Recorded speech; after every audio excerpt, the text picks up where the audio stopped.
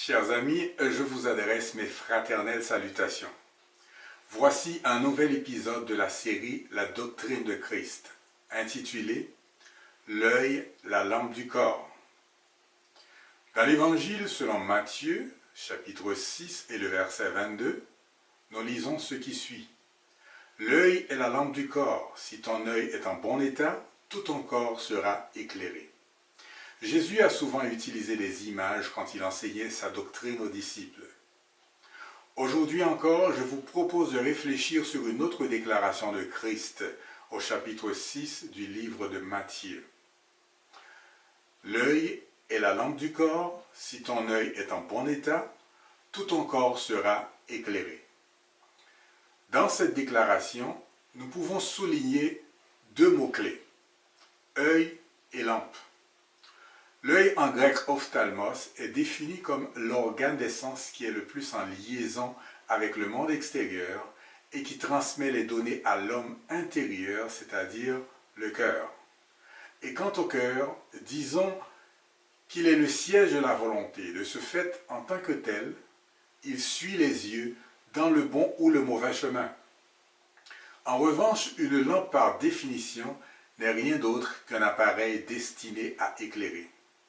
Par contre, en dépit de cette définition, d'autres éléments doivent être pris en compte pour qu'une lampe éclaire selon son destin. Ce qui nous amène à considérer différents types de lampes. Les premières lampes, selon l'histoire, fonctionnaient à l'aide de combustibles tels que huile, paraffine, cire et pétrole, tandis que de nos jours, on parlera surtout de lampes électriques. Cependant, peu importe le type, une lampe a besoin d'être bien alimentée pour remplir sa fonction. À présent, regardons un peu plus près la déclaration de Jésus dans Matthieu 6, 22. L'œil est la lampe du corps. Si ton œil est en bon état, tout ton corps sera éclairé. Disons qu'une lampe, pour bien remplir sa fonction, elle doit être alimentée, et je dirais même avec le produit approprié selon le type de la lampe. Car une lampe à essence ne fonctionnera pas adéquatement avec de l'huile, et celle à huile ne fonctionnera pas non plus adéquatement avec de la paraffine. Donc tout cela pour dire que l'état d'une lampe est directement lié à son alimentation. Alors lorsque Jésus déclare que l'œil est la lampe du corps, et que s'il est en bon état, tout le corps sera éclairé, on doit se poser la question suivante, que voulait-il dire ? Pour bien comprendre sa déclaration, on doit se rappeler ce que le prophète Ésaïe dit de lui. Les propos du prophète, Ésaïe 61, verset 1er, se retrouvent également dans l'évangile de Luc, chapitre 4 et le verset 18. L'Esprit du Seigneur est sur moi parce qu'il m'a oint pour annoncer une bonne nouvelle aux pauvres. Il m'a envoyé pour guérir ceux qui ont le cœur brisé, pour proclamer aux captifs la délivrance et aux aveugles le recouvrement de la vue, pour renvoyer libres les opprimés.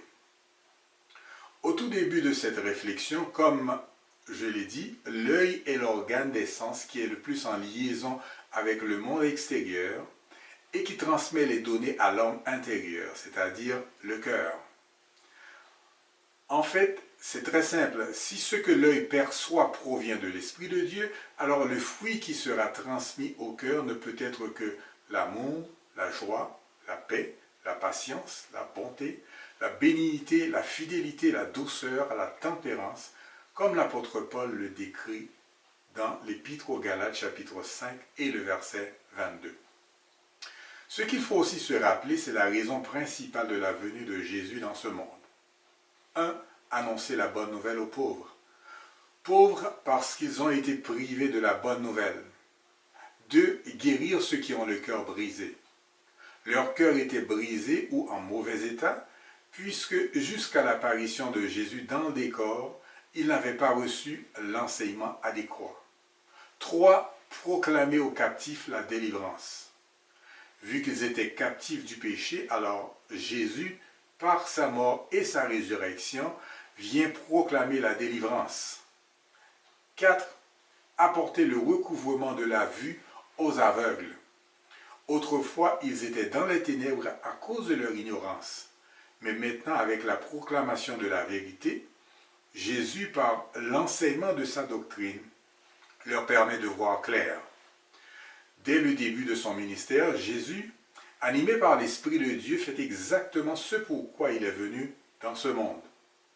Enseigner sa doctrine aux disciples qui, jusqu'alors, n'avaient reçu que l'enseignement des scribes et des pharisiens. Guérir ceux qui ont le cœur brisé ou ceux qui ont le cœur en mauvais état. Disons-le, leur cœur était en mauvais état pour la simple et bonne raison que leur œil l'était, et cela uniquement parce que l'enseignement reçu des scribes et des pharisiens n'était pas conforme, et les comportements affichés par ces derniers ne concordaient pas avec leurs enseignements. Ce n'est pas sans raison que Jésus ait choisi l'image de la lampe pour illustrer son enseignement. Car selon ce que nous pouvons lire au psaume 119 et le verset 105, le psalmiste déclare « Ta parole est une lampe à mes pieds et une lumière sur mon sentier. » Donc la parole ou l'enseignement de Christ est là pour nous éclairer. Quand nous acceptons son enseignement, nos yeux en tant que lampe de notre corps reçoivent la sainte alimentation et par le fait même communiquent à notre cœur l'enseignement reçu. Je voudrais conclure cette réflexion avec une mise en garde de Christ que nous pouvons lire au verset 23 de Matthieu 6. Elle dit ceci: « Mais si ton œil est en mauvais état, tout ton corps sera dans les ténèbres. Si donc la lumière qui est en toi est ténèbres, combien seront grandes ces ténèbres ?» Chers amis, je voudrais vous laisser avec cette image toute simple. Jésus, comme l'a prédit le prophète Ésaïe, a reçu l'onction divine. Il nous présente sa doctrine, et l'enseignement de sa doctrine nous précise que l'œil est la lampe du corps. Il ne s'agit pas de l'œil physique, mais de l'œil spirituel. Si en tant que lampe du corps, notre œil est alimenté par la parole de Dieu, alors notre corps ne sera pas dans les ténèbres. Que le Seigneur vous aide dans votre cheminement spirituel et à bientôt. Merci.